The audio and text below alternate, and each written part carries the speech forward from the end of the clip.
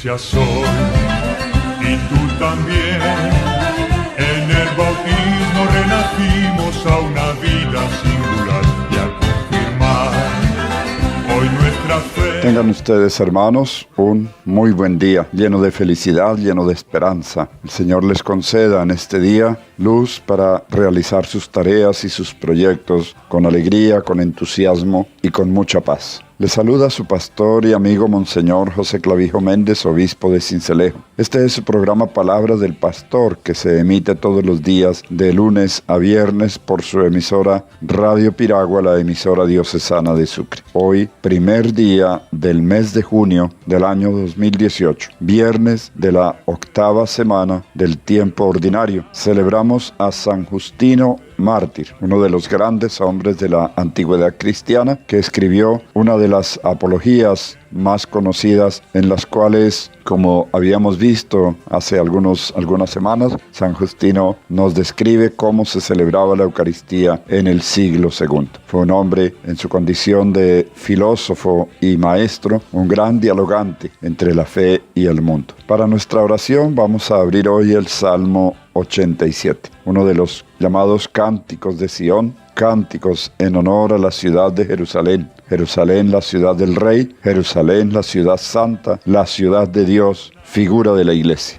En los Cánticos de Sión, y este es uno de los más representativos, encontramos la idea de que Jerusalén es un lugar especial, único entre todos los lugares del mundo, puesto que es la morada del Señor. Desde cuando el rey David asentó sobre el monte Sión, en la ciudad de Jerusalén, la capital del reino unificado por su liderazgo, la ciudad de Jerusalén pasó a ser el modelo, el ejemplo y la meta de todo judío. Es la ciudad querida, la ciudad añorada, la ciudad que podría contar a lo largo de sus milenios de existencia el más grande sentido de pertenencia de cualquier otra ciudad del mundo. El Señor es el Dios de todos los pueblos, y desde Sión el Señor reina y convoca a las naciones. Dios se hace Dios de toda la humanidad. Jerusalén viene a ser el ombligo del mundo, la capital del mundo. La estrecha visión de un Dios nacional se ha ido superando poco a poco gracias a la intervención de profetas como Zacarías e Isaías. Vale la pena recordar dos de estos textos. Aquel día habrá una carretera de Egipto a Siria. Los asirios irán a Egipto y los egipcios a Asiria. Egipto y Asiria servirán al Señor. Aquel día Israel, el tercero con Egipto y Asiria, será una bendición en medio de la tierra. El Señor Todopoderoso los bendecirá de esta manera: bendito mi pueblo Egipto, Asiria obra de mis manos, Israel mi heredad. Es el capítulo 23 de Isaías. En aquellos días 10 hombres de todas las lenguas del mundo agarrarán a un judío por la orla de su vestido y le dirán: dejadnos ir con vosotros, pues hemos oído que Dios está con vosotros. Zacarías 2:23. Así, en este salmo y en los otros salmos, Cánticos de Sión, Jerusalén se convierte en la ciudad madre de toda la humanidad, en la matriz común de todos los vivientes, el lugar de la plena ciudadanía de todos los pueblos. Es voluntad de Dios que determina a Jerusalén como lugar de nacimiento de todos los hombres, y también es voluntad de todas las naciones reconocer a Sión como fuente y origen del género humano. Todas las naciones se abrazan en un ambiente de fraternidad y unos a otros se ven como hermanos. Jerusalén es la versión femenina de Abraham, el patriarca padre de pueblos y naciones. Ella es la esposa del Señor, la madre de todos, fuente de vida para todo viviente. Es la matriarca Sión, fiesta de las naciones, pueblos, culturas y razas, y allí todos danzan, proclamando con cánticos su fuente común.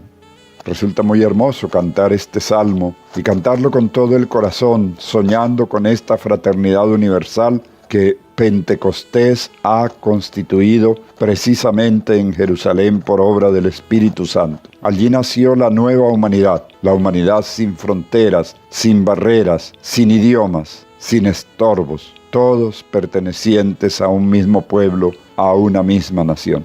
Este sueño del Salmo 87 se hace realidad en la iglesia. Por eso cuando cantamos el Salmo 87, cantamos a la iglesia en la que se viene a cumplir por obra del Señor Jesús, que la desposó como a una novia, la nueva Jerusalén, que venía desde el cielo ataviada para su esposo. Cuando queremos celebrar la vida de Dios en nuestra vida y la vida de las personas, cuando queremos acoger a los demás como hermanos nuestros, encontrándonos en la fuente común y respetándonos en nuestra diversidad, cuando queremos rezar con personas de otras religiones, cuando queremos avanzar en la práctica de un ecumenismo sano, cuando queremos nuestras ciudades se conviertan en casa de todos. Entonemos entonces, alegres, este cantar de Sion, y me voy a permitir pedir a un amigo que lo cante para todos nosotros. Jerusalén, madre de todos los pueblos.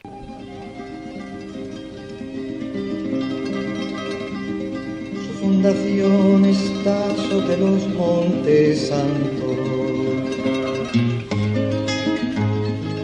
El Señor ama las puertas de Sion más que todas las moradas de Jacob.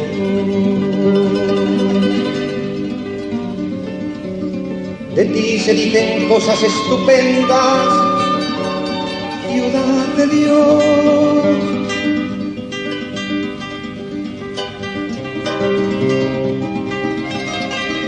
Recuerdo Rabí, Babilonia, Palestina, Tiro y Etiopía. Cuando alguno nace en ella, se dice, fulano nació allí. Mas de Sion se dice madre, porque todos han nacido en ella. Porque todos han nacido en ella. El Señor, Él mismo la fundó.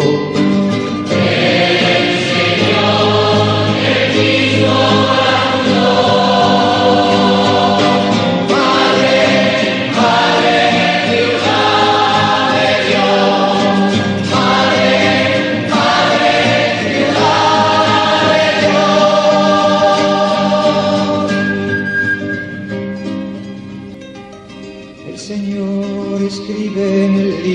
De los pueblos, este ha nacido en ella,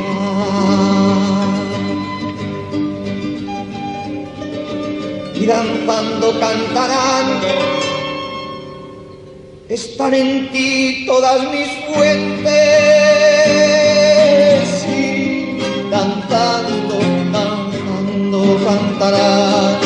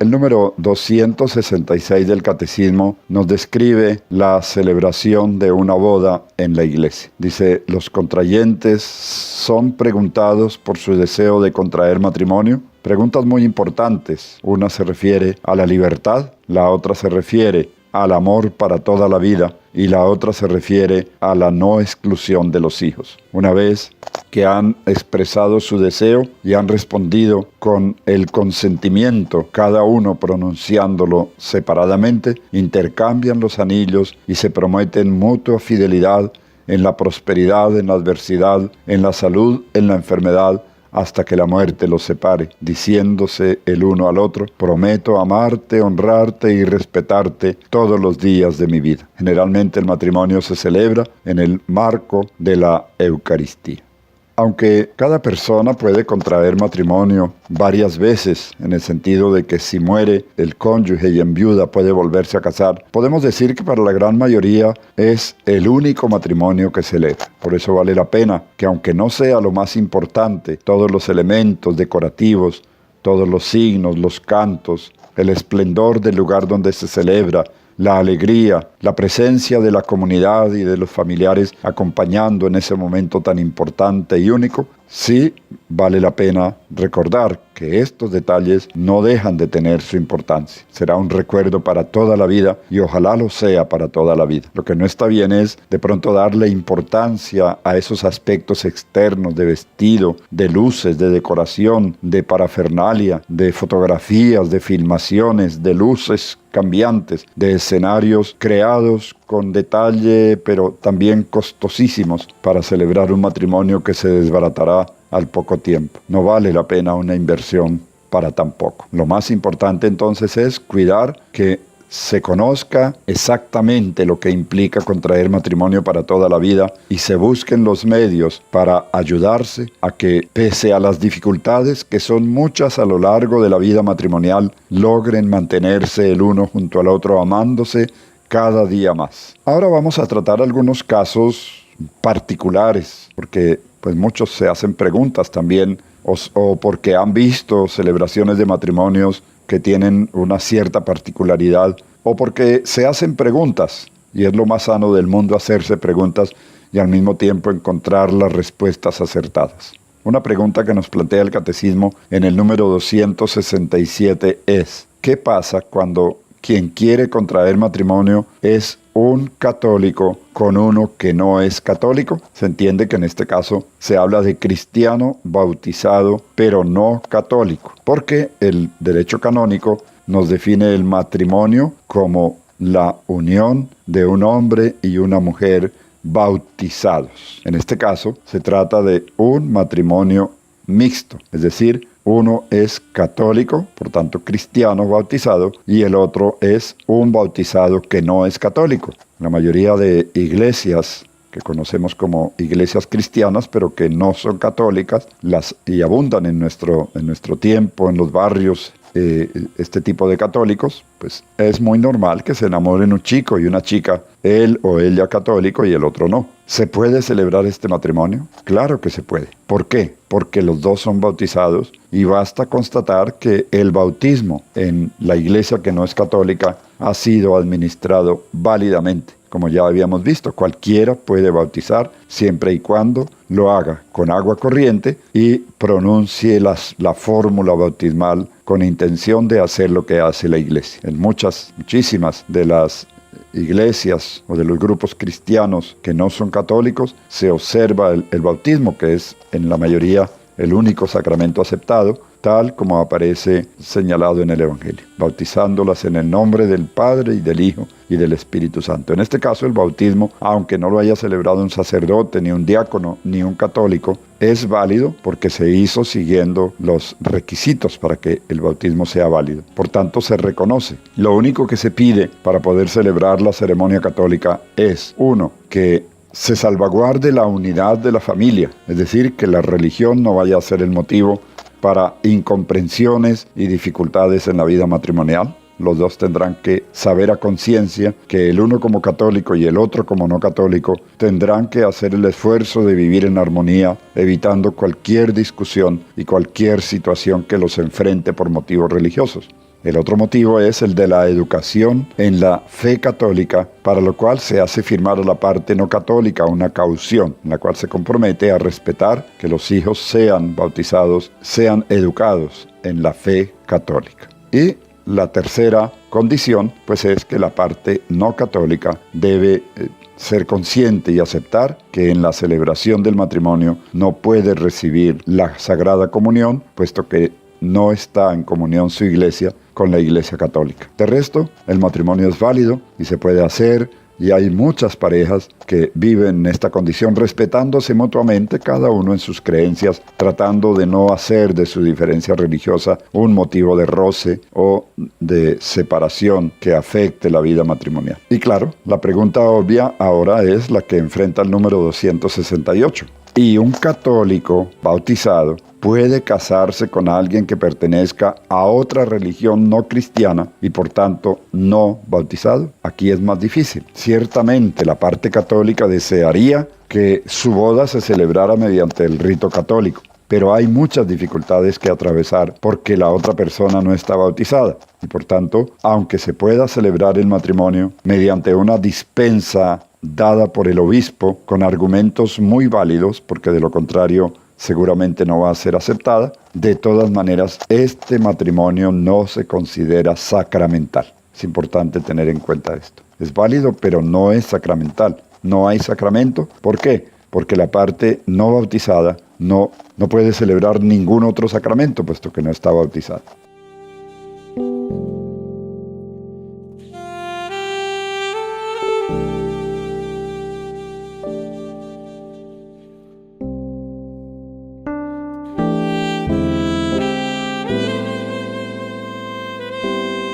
La Iglesia Católica ha establecido que aquí hay un verdadero impedimento para contraer matrimonio, llamado impedimento de disparidad de culto. Por tanto, requiere de la dispensa para ser celebrado válidamente. Por lo general, en los diálogos con la parte católica, la Iglesia tiende a hacer desistir a la persona de su idea de contraer matrimonio por esta vía. Bien, y otra pregunta que ya no causa tanta curiosidad porque se ha convertido en un lugar común, desafortunadamente, la pregunta número 269. ¿Dos cónyuges que pelean prácticamente todos los días pueden separarse?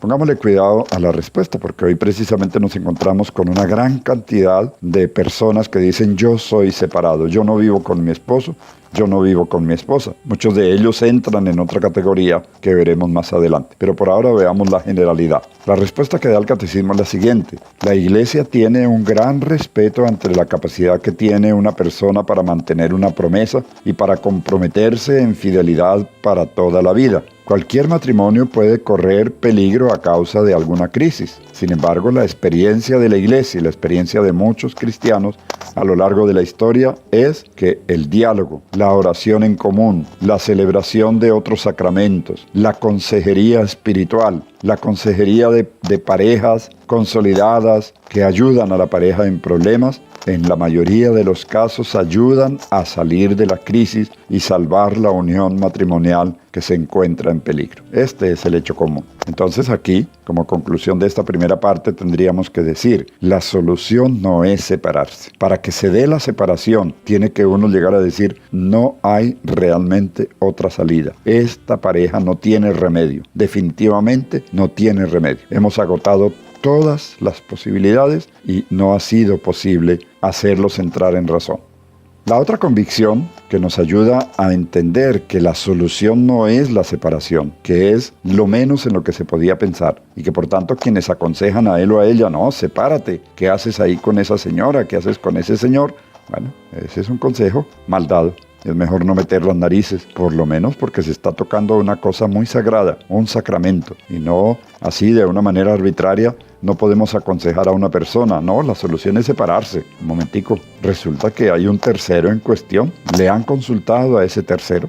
Sí, efectivamente, el matrimonio no se hace entre dos, sino entre tres. Y eso es precisamente lo que hace que sea sacramento. Si fuera entre dos, sería un simple contrato, dos que firman, pero es que resulta que dicen: no, yo quiero que sea en la iglesia porque quiero que Cristo tome parte en esta aventura. Ah, es que hay un tercero que se llama Cristo y es el que le da carácter de sacramento. Entonces, cuando queremos desbaratar esa unión, hay que consultar a ese tercero. Y ese tercero ya escuchamos en días pasados lo que piensa: lo que Dios ha unido, que no lo separe el hombre. Este es un argumento que pesa mucho. Y por eso hay que hacer hasta lo imposible para evitar que los matrimonios se separen aunque tengan muchas dificultades. ¿Se dan casos de separación? Sí, se dan casos de separación. Es lamentable, es triste, es doloroso para los hijos, pero muchas veces es la mejor salida. Bueno, algunas veces, pero algunas veces es la mejor salida porque así estaríamos evitando un peligro mayor. ¿Cuándo se da esta salida extrema? Cuando el matrimonio se ha vuelto verdaderamente insoportable a causa de violencia psíquica, física o verbal que toma cada vez carácter más violento, más peligroso, que podría incluso desencadenar una tragedia el día menos pensado. En ese caso, la Iglesia determina, aconseja y ayuda para que se dé una separación de bienes y una separación de mesa y cama. En estos casos se ha roto la convivencia, pero sigue existiendo el matrimonio. Ojo, porque esto es importante que lo sepa la gente.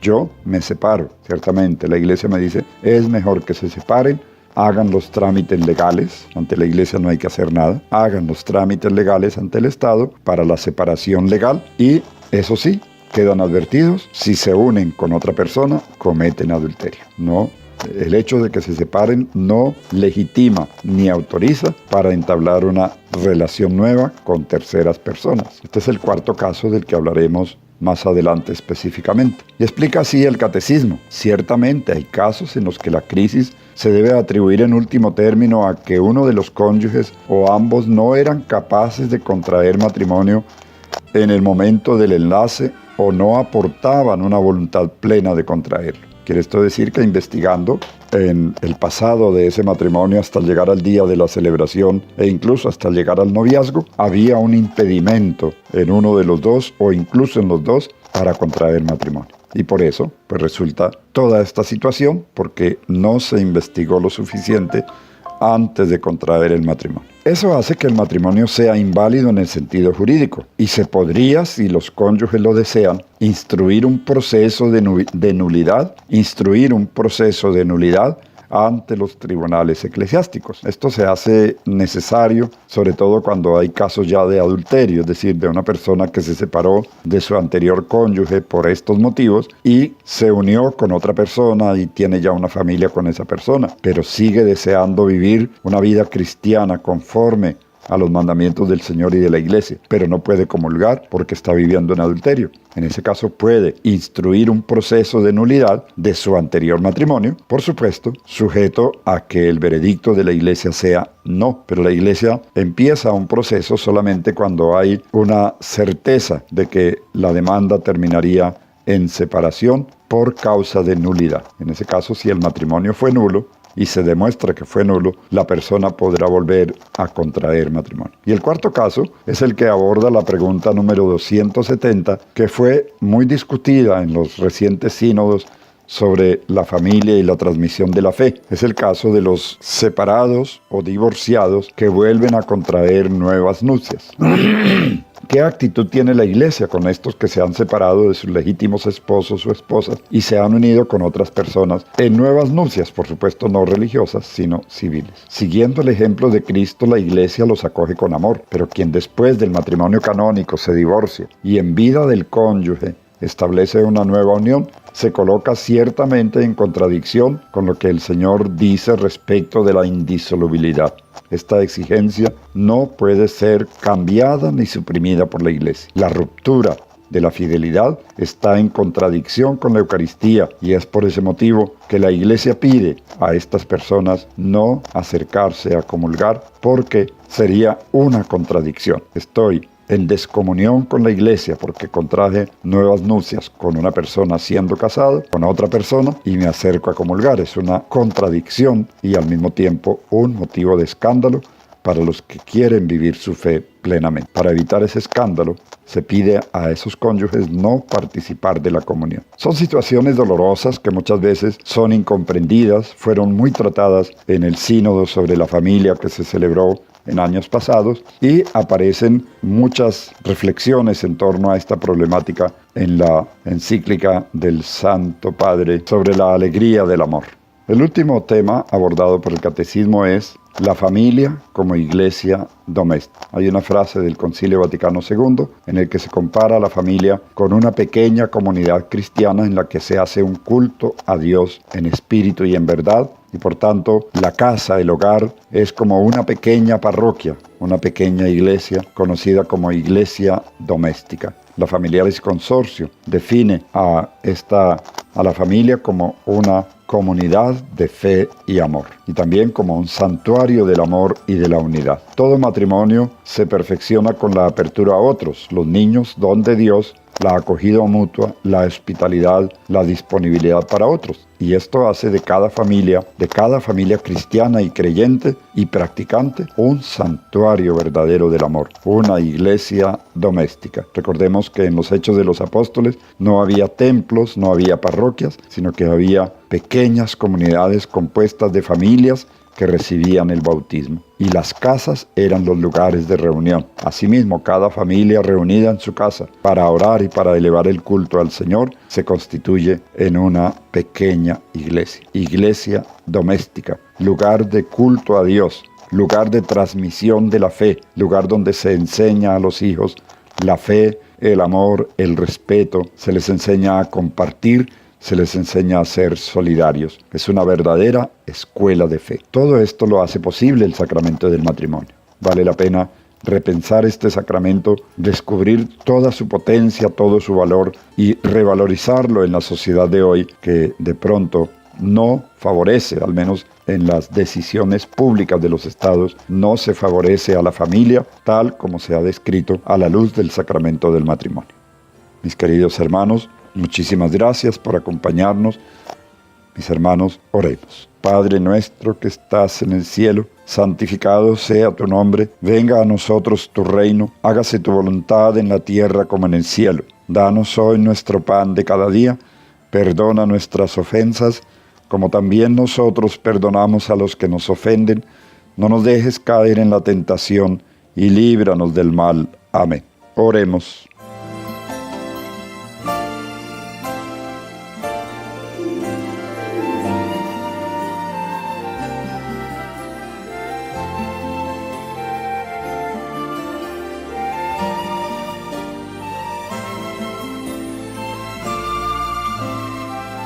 Señor, tú que has enseñado a San Justino a encontrar en la locura de la cruz la incomparable sabiduría de Cristo, concédenos por intercesión de tu mártir la gracia de alejar los errores que nos cercan y de mantenernos firmes en la fe por nuestro Señor Jesucristo, tu Hijo, que vive y reina contigo en unidad del Espíritu Santo y es Dios por los siglos de los siglos. Amén. Que el Señor los bendiga, mis hermanos, bendiga a sus familias, bendiga a esas familias que se encuentran en dificultades y problemas. Bendiga a las familias de sus hijos y las familias de sus hermanos. Las lleve a vivir intensamente esta realidad de iglesia doméstica. Dios los bendiga. En el nombre del Padre, y del Hijo, y del Espíritu Santo. Amén.